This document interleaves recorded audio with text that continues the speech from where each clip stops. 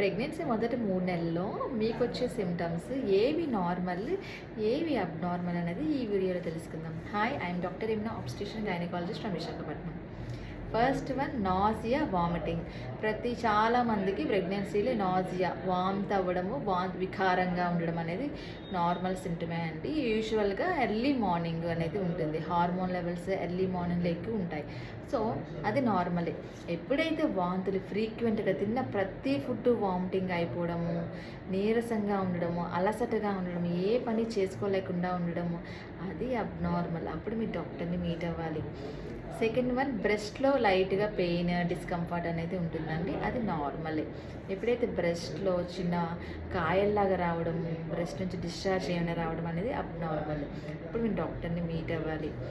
Third one, lower అబ్డామెన్లో కొంచెం pain, discomfort అనేది ఉంటుంది. అది నార్మలే.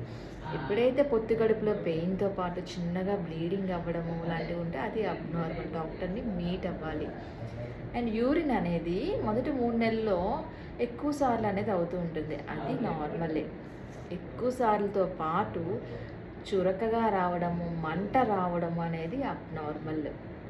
ప్రెగ్నెన్సీలో లైట్గా వైట్ డిశ్చార్జ్ అనేది అవుతూ ఉంటుందండి. అది నార్మలే. ఆ వైట్ డిశ్చార్జ్ హెవీగా అవ్వడము, దురద రావడము, వాసన రావడము కనుక ఉంటే అది అబ్నార్మల్.